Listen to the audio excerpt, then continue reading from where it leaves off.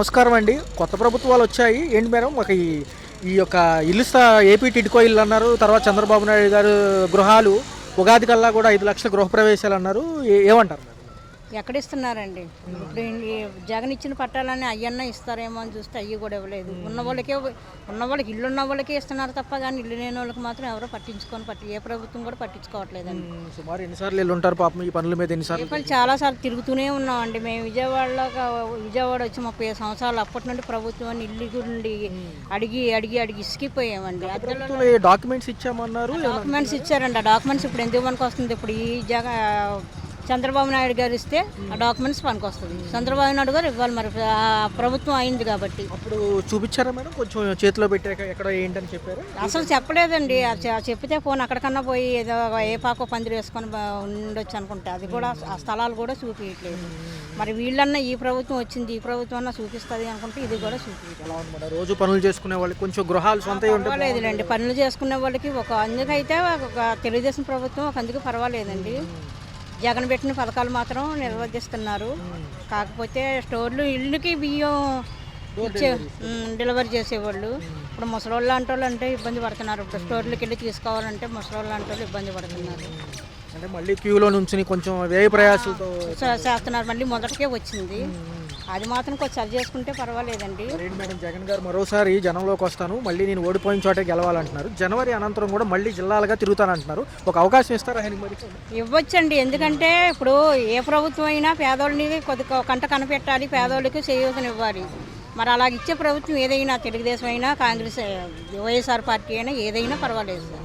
మరి గతంతో చూసుకుంటే సచివాలయాల్లో గతంలో వాలంటీర్లు ఉండేవాళ్ళు, 1-10 సార్లు అడిగేవాళ్ళు. మరి ఈ ప్రభుత్వం వచ్చేసరికి వాలంటీర్లను తీసేశారు. ఇంటింటికి వచ్చి సమస్యలు తెలుసుకొని అన్నీ మాకు పరిష్కరించేవాళ్ళు ఆ వాలంటీర్లను తీసేశారు. ప్రజెంట్ ఏంటంటే ఈ స్టోర్ల దగ్గర కూడా మళ్ళీ క్యూ నించోవాల్సి వస్తుంది. గ్యాస్ రేటు పెంచారు, 50 రూపాయలు పెంచేశారు. మరి సరుకులు కూడా పెంచేశారు. మరి అవి తగ్గించి గ్యాస్ రేటు తగ్గించి నిత్యావసర అవసర వస్తువులు అవి తగ్గిస్తే ఆడవాళ్ళకి ఏం కావాలండి? ఇంకా అయ్యే కదా ముఖ్యమైనవి. పథకంలో డబ్బులు ఏమైనా వచ్చినాయా మేడం? మనవరాలు లేదండి. ఆ పథకం గురి నుండి అసలు ఎవరు పట్టించుకోవట్లేదు. తల్లికి వందనం పథకం పడ్డాయండి. పడ్డవాళ్ళకి పడ్డాయి. మహిళలకు 1500 చెప్పారు. అవి మాత్రం లేవండి. అవి మాత్రం ఇంతవరకు లేవు. నిరుద్యోగులకి నెలకు 1500 అన్నారు. అవి కూడా లేవు. మరి ఆ 2 పథకాలు అయితే దాని గురించి అయితే పట్టించుకోలేదు. మరి వీటికన్నింటికన్నా ముఖ్యం ఏంటంటేనండి గ్యాస్ రేటు తగ్గించి కొంచెం సరుకుల రేట్లు తగ్గిస్తే ఆ లేనోళ్ళకి ఇల్లు చూసి ఉన్న వాళ్ళకి ఇవ్వకపోయినా ఇల్లు లేనోళ్ళకి మాత్రం చూసిస్తే ప్రభుత్వం మంచిది. కొంచెం సమయం ఇస్తారా మరి ప్రభుత్వానికి? సమయం ఇంక ఏం చేస్తామండి? అడిగి ఇసుకుపోవడం తప్ప ఇంక మేము చేసేది ఏం లేదు. ఇక అద్దెలోకి ఉండేవాళ్ళు అద్దెలలోనే ఉంటున్నారు. ఉన్న వాళ్ళకి మాత్రం ఈ ప్రభుత్వం ఏం చేస్తుంది? ఉన్న వాళ్ళకే ఇచ్చేది. ఉన్న వాళ్ళకే ఇస్తారు ఈ ప్రభుత్వం. తెలుగుదేశం ప్రభుత్వం అంటే ఉన్న వాళ్ళకి. ఇప్పుడు జగన్ పార్టీ వైఎస్ఆర్ పార్టీలో మాత్రం లేనోళ్ళకి ఉన్నోళ్ళకి చూసి ఆయన చేశాడు. కాకపోతే లాస్ట్ మూమెంట్లో ఇల్లు ఇవ్వకుండా చేశాడని ఆయన్ని దించవలసి వచ్చింది. అండి, చూసుకున్నట్లయితే స్టేట్లో డెవలప్మెంట్ ఎలా ఉంది సార్? 18 నెలల కూటమి ప్రభుత్వ పాలనలో ఎన్నో వ్యయ ప్రయాసాలు పడుతున్నాము. సంక్షేమం అప్లై ఒక పక్క, ఇటు పక్క చూసుకుంటే డెవలప్మెంట్కి కంపెనీల వేట, ఇవన్నీ కూడా తలకమించిన భారాలు అయినప్పటికీ చేసి ఇచ్చిన హామీ ప్రకారం చేయక తప్పదని చంద్రబాబు గారు అంటున్నారు. ఉప ముఖ్యమంత్రి గారు కూడా గ్రామాల మీద ఫోకస్ అంటున్నారు. కాబట్టి మీకు అసలు ఎలా అనిపిస్తుంది టోటల్గా డెవలప్మెంట్ అయితే గతంలో పోల్చుకున్నటువంటి ప్రభుత్వ విధానాలతో పోల్చుకుంటే ఇప్పుడు చాలా బెటర్గానే ఉందని చెప్పచ్చు. ఒక చంద్రబాబు నాయుడు గారు ఒక స్ట్రాటజికల్గా ఆయన ముందుకు వెళ్తూ ఉంటారు. ఏదైనా ఒక ఇండస్ట్రియల్స్గా కానీ లేదా సంక్షేమ పథకాల విషయంలో కానీ లేదా ఆర్థిక ఫైనాన్షియల్ సంబంధించిన డెవలప్మెంట్స్లో కూడా ఆయన ముందుకెళ్తున్నారు. ఇప్పుడు కూటమి ప్రభుత్వం ఉండటం వల్ల కేంద్ర సహకారం కూడా బాగా పుష్కలంగా స్టేట్కి లభిస్తూ ఉంది. ఇది గతంలో చేయలేనటువంటి ప్రభుత్వాలు ఇప్పుడు చాలా అద్భుతమైనటువంటి ప్రణాళికతో ముందుకెళ్తూ ఉన్నాయి.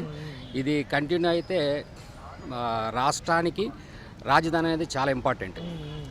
ఆ రాజధాని వల్ల ఒకసారి మనం ఇప్పుడు హైదరాబాద్ చూసుకుంటే హైదరాబాద్లో 60% ఇన్కమ్ రెవెన్యూ వచ్చేది హైదరాబాద్ నుంచే వస్తుంది. అలాంటి రాజధాని రాష్ట్రంలో చాలా ఇంపార్టెంట్. అటువంటిది చంద్రబాబు నాయుడు గారు అమరావతిని ఆ స్టేజ్కి తీసుకెళ్ళాలి అనే మంచి దృఢమైన సంకల్పంతో అద్భుతంగా ముందుకు తీసుకెళ్తూ ఉన్నారు. అమరావతిలో కూడా భవన నిర్మాణాలు కానీ ఇన్ఫ్రాస్ట్రక్చర్స్ కూడా మంచి ప్రణాళికతో చేస్తూ ఉన్నారు, బాగుంది. ఇదే కంటిన్యూ కొన్ని సంవత్సరాలు చంద్రబాబు నాయుడు గారు లేదా కూటమి ప్రభుత్వం కనుక ముందుకెళ్తే స్టేట్ని దేశంలో నెంబర్ 1 పొజిషన్ తీసుకెళ్లే అవకాశం కూడా 100% ఉందని నేను అభిప్రాయపడుతున్నాను. స్థానికంగా చూస్తే ఎలా ఉంది సార్? రేపు మున్సిపాలిటీ ఎన్నికలు ఉన్నాయి జనవరి అనంతరం. ఇటు పక్క చూస్తే గ్రామాల్లో పంచాయతీ ఎన్నికలు అంటున్నారు. సో వేవ్ ఎలా ఉండబోతుంది? ఎవరు విన్నా కానీ జనరల్గా ఆ ప్రభుత్వాలు ఉంటాయి కామను. సో ఇక్కడ ఎలా ఉండదు అంటే ప్రజలు కూడా చూస్తున్నారు కాబట్టి సంక్షేమ పథకాలు బాగా అందినాయి అంటారు, లేకపోతే కొంచెం ఉచితాలు పక్కన పెట్టి నిజమైన అర్హులకి ఇచ్చి మిగతాదంతా డెవలప్మెంట్ మీద చేస్తే బాగుంటుంది అంటారు? లేదు, ఇప్పుడు చంద్రబాబు నాయుడు గారు సంక్షేమ పథకాలని ఆర్థికంగా కొంచెం ఇబ్బందులు ఉన్నప్పటికీ కూడా వాటిని అధిగమిస్తూ వాటిని సరి చేసుకుంటూ డెవలప్మెంట్ చేస్తూ ఉన్నారు. ప్లస్ సంక్షేమ పథకాలు కూడా కంటిన్యూ చేస్తూ ఉన్నారు. ఇది చాలా వండర్ఫుల్ అయినటువంటి స్టెప్స్ అని మనం భావించవచ్చు. గతంలో ఏంటంటే చేసిన అప్పులను కూడా దృష్టిలో పెట్టుకొని చంద్రబాబు నాయుడు చాలా అంటే వాటికి వడ్డీలు కూడా కట్టాలి కదా, వాటిని దృష్టిలో పెట్టుకొని చాలా అద్భుతంగా ముందుకెళ్తున్నారు. ఇక పంచాయతీ ఎన్నికలు కానీ మున్సిపల్ ఎన్నికలు కానీ ఇప్పుడున్నటువంటి కూటమి ప్రభుత్వం చేసిన డెవలప్మెంట్స్ కానీ వాటిని దృష్టిలో పెట్టుకొని కూటమి ప్రభుత్వానికి ప్రజలు ఎక్కువ ఇప్పుడు మద్దతు ఇచ్చే అవకాశం ఉంటుంది. ఇందులో భాగస్వామ్యంగా పవన్ కళ్యాణ్ గారి తీరుగతులు ఎలా ఉన్నాయి? ఉప ముఖ్యమంత్రి కాబట్టి గ్రామాల్లో 6,700 కోట్లు ఏదో చెప్తున్నారు అభివృద్ధికి, 100 కోట్లు రోడ్లకే అంటున్నారు. మొన్న ఈ ఏదైతే కోనసీమ జిల్లాల పర్యటనలో కూడా చెప్పడం జరిగింది. ఎలా ఉంది సార్? పర్లేదు. ఆయన ఏమంటున్నారంటే ఒక సుస్థిరమైన పాలనకి ఒక ప్రభుత్వం కాన్స్టెంట్గా ఉంటే ఒక 12 ఏళ్ళు 15 ఏళ్ళు అప్పుడు మాకు కొంచెం అవకాశం ఉంటుంది, మేము చేపించి చూపించగలం అంటున్నారు. ఏమంటారు ఆ ఉద్దేశం? అది 100% కరెక్ట్ అండి. అది ఎందుకంటే ఒక ప్రభుత్వం ఒక ప్రణాళిక ద్వారా ఒక ప్లానింగ్ ద్వారా ముందు డెవలప్మెంట్స్ ముందుకెళ్తూ ఉంటుంది. ప్రభుత్వాలు మారినప్పుడు ఏమవుతుందంటే వీళ్ళు ఈ ప్రభుత్వం చేసినటువంటి ఒక పనిని ఎట్లయినా సరే అది కంప్లీట్ చేస్తే ఈ ప్రభుత్వానికే పేరు వస్తుంది. కాబట్టి దాన్ని డిస్ట్రాయ్ చేసైనా సరే వాళ్ళు ఏదైనా దాన్ని ఆపడానికి అవకాశం ఉంటుంది. కాబట్టి ఇదే ప్రభుత్వం కొనసాగటం వల్ల ఏంటంటే కంటిన్యూగా వాళ్ళు అనుకున్నటువంటి ఒక లక్ష్యాన్ని 100% కరెక్ట్గా చేరగలుగుతారు. ఇదే కంటిన్యూ అయితే మాత్రం 100% డెవలప్మెంట్స్ అనేది మనకి కనిపిస్తూ ఉంటుంది స్టేట్స్లో కూడా. ఒకే మాటలో 2029 ఎలా ఉండబోతుందంటే కాన్స్టెంట్ ఇదే ఉంటుందంటారు సార్? ఏదన్నా వేవ్ మారొచ్చు అంటారు? వేవ్ మారే అవకాశం లేదు. ఎందుకంటే పబ్లిక్లో మనకి ఒపీనియన్స్ ఎలా ఉన్నాయో తెలుస్తుంది. గతంలో ఉన్నటువంటి ఇప్పుడు ఉన్నటువంటి పార్టీ మరొక పార్టీ అంటే అపోజిషన్ పార్టీ అనడానికి లేదు. ఆ ప్రభుత్వం ఏంటంటే ఒక విధంగా నాకు అనిపిస్తుంది అంటే వాళ్ళ ఏళ్ళతో వాళ్ళకనే పొడుచుకుంటున్నారు. అంటే ప్రజల్లో వాళ్ళకి కావలసినటువంటి సింపతిని తెచ్చుకునే ప్రయత్నం లేదు. వాళ్ళు ఏదో చేయాలనుకుంటుంటే వాళ్ళు చేసే పనుల వల్ల అంటే కూటమి ప్రభుత్వం మీద నిరాధారమైనటువంటి ఆరోపణలు చేయటం వల్ల అది వాళ్ళకే మైనస్ అవుతుంది. కాబట్టి వాళ్ళ గతంలో 42-43% ఎంతో మాకు ఉంది పర్సెంటేజ్ అనుకున్నారు, అది కూడా తగ్గే అవకాశం ఉంటుంది అనుకుంటున్నాను. ఫైనల్గా చూస్తే వేచి చూడాల్సిందే. ఇబ్బందులు ఉన్నాయా? ఎందుకంటే రాష్ట్రంలో కొత్త ప్రభుత్వాలు వచ్చాయి. గత ప్రభుత్వాలు ఇచ్చే సంక్షేమం కొనసాగుతుందంటారు, లేదా కొత్తగా ఇచ్చే సూపర్ 6 బాగానే ఉందా? లేదండి, కొత్తగా బాగానే ఉంది ప్రభుత్వం. కూటమి ప్రభుత్వం ఏర్పడిన తర్వాత అంతా సక్రమంగా పథకాలు అన్నీ జరుగుతున్నాయి. కొత్త పింఛన్ పథకం అనేది కూడా వస్తే బాగుంటుందని కొంతమందిగా ఇబ్బంది పడుతున్నారు.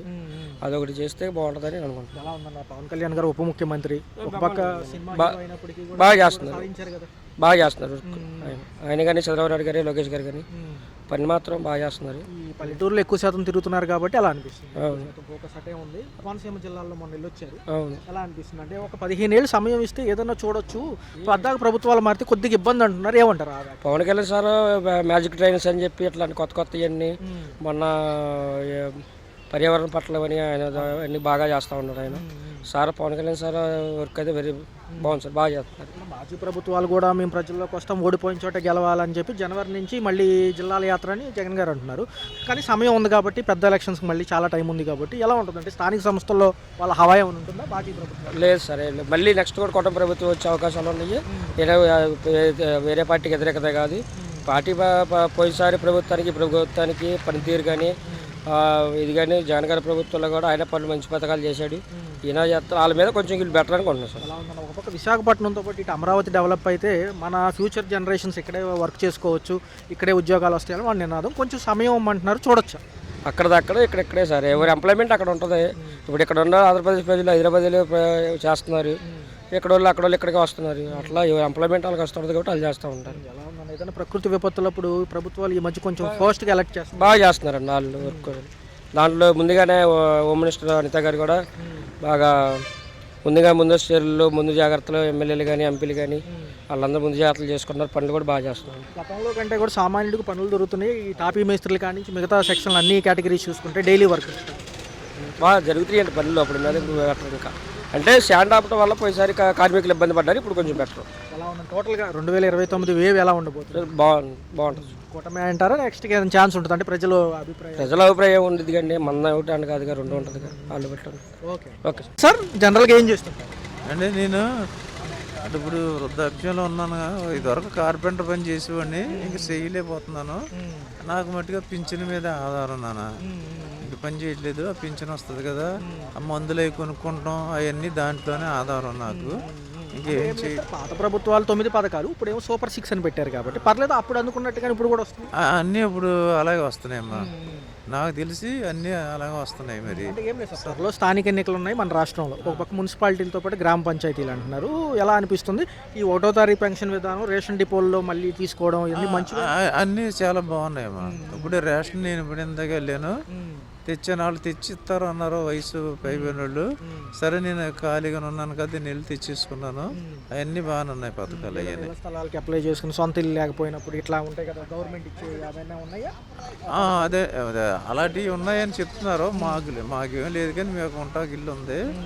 అలాంటివి మా చుట్టాల్లోనే చెప్తున్నారు, ఇలా పెట్టుకున్నాం, ఎలా వచ్చింది అయ్యి అని చెప్తున్నారు. మరి మనకి అంత ఐడియా లేదు. ఉచిత పథకాలు కొంచెం నిజంగా అర్హులకి ఇచ్చి కట్టిపెట్టేసి మిగతాది డెవలప్మెంట్ వైపు వెళ్తే బాగుంటుందా? ఎందుకంటే అధిక భారాల వల్ల రేట్లు పెరుగుతాయి అంటే. అవును, ఇప్పుడు ఎవరు అర్హులు ఉన్నారో వాళ్ళకి మట్టికి పింఛన్ విషయాలు అంటే వృద్ధాప్యంలో ఏం చేయలేరు కాబట్టి ఇస్తున్నారు. అలాంటి పథకాలు కొన్ని చాలా మంచి పథకాలు ఉన్నాయి, అవన్నీ అర్హులకి ఇస్తున్నారు. కనవయ్యే మట్టికి రోడ్లని అవన్నీ డెవలప్మెంట్ మట్టికి బాగా చేస్తున్నారు. అంటే రైతులు కూడా భూములు ఇచ్చున్నారు, అమరావతి జరుగుతుంది ఒక పక్క. వాళ్ళకు కూడా భూములు ఇచ్చినందుకు రిటర్నబుల్ ఇళ్ల స్థలాలు ఇస్తామన్నారు. అది కొంచెం నడుస్తుంది, తొందరగా ఇస్తే ఇంకా మేము ఇస్తామంటున్నారు. అంటే మనకు అంత ఐడియా లేదు కానీ వార్తల్లో వేసి చూడటం మట్టికి వాళ్ళకి సమయానికి అన్ని సమకూరుతున్నట్టు మనకి తెలుస్తుంది వార్తల ద్వారానే.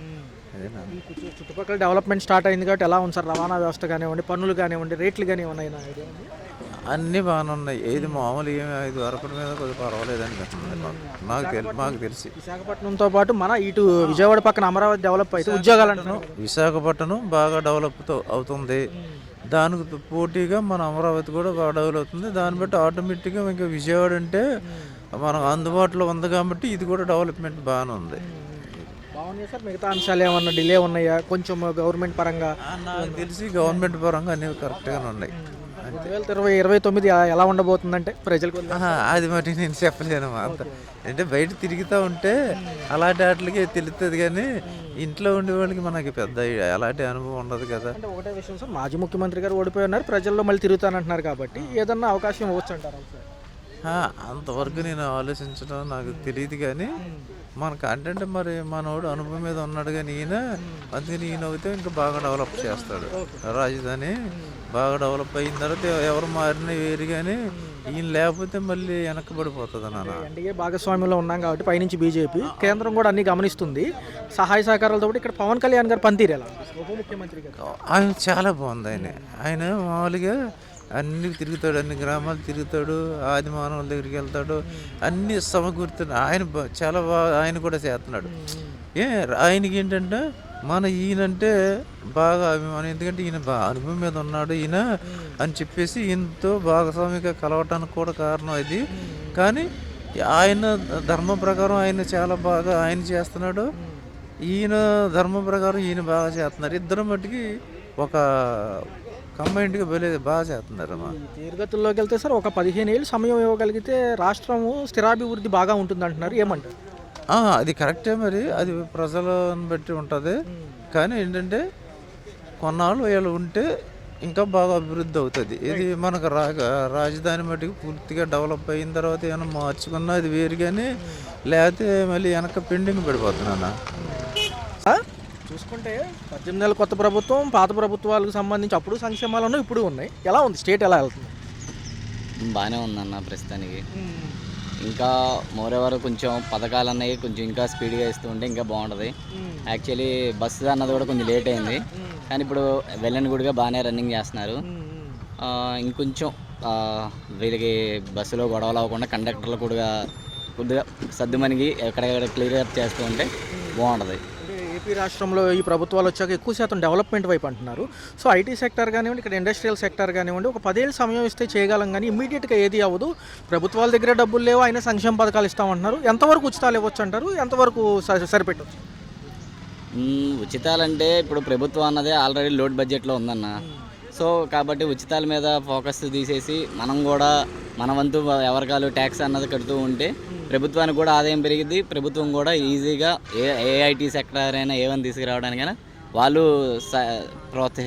ప్రోత్సహిస్తారు. పక్కనే మనకు అమరావతి ఉంది, ఎలా అనిపిస్తుంది? కొంచెం అది డెవలప్ అయితే ఇమీడియట్గా కొంచెం స్టార్టప్ కంపెనీస్లో కానివ్వండి, ఆల్రెడీ ఎస్టాబ్లిష్ అయిన బ్రాంచెస్ ఇక్కడికి రావడం కానివ్వండి, ఎలా ఉంటుంది? అమరావతి డెవలప్ అయితే ఆల్మోస్ట్ ఆల్ మనకు రాజధాని బాగా పెరిగి చుట్టుపక్కల ఏరియాలు కూడా బాగా పెరుగుతాయి అన్న. రియల్ ఎస్టేట్స్ కూడా బాగా పెరుగుతాయి. మీరు అన్నట్టు అమరావతి ఎంత స్పీడ్గా అయితే అంత స్పీడ్గా మనకి డెవలప్మెంట్ అయింది. ఎలా ఉండబోతుందన్న? త్వరలో మున్సిపాలిటీతో పాటు గ్రామ పంచాయతీ ఎన్నికలు ఉన్నాయి కాబట్టి సాధారణంగా ఏ ప్రభుత్వం ఉంటే దానికే అవుతుంది అనేది ఒక నానుడు ఉంది.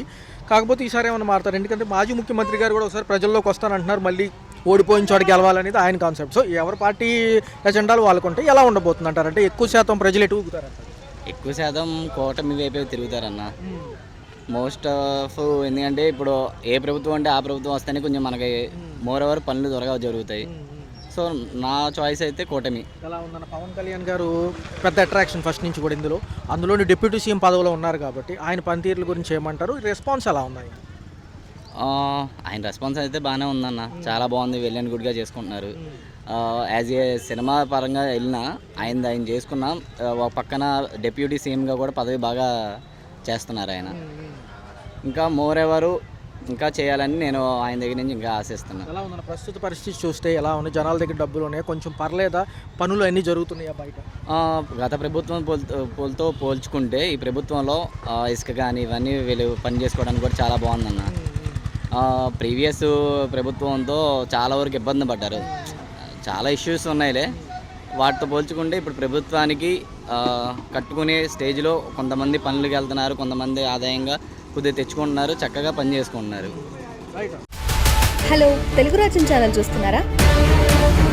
సామాజిక రాజకీయ జీవన చిత్రణే తెలుగు రాజ్యం. అతిశయోక్తులు అసత్యాలు ఉండవు. రాజకీయ కోణం కాదు, ప్రజా కోణమే కొలబద్ద.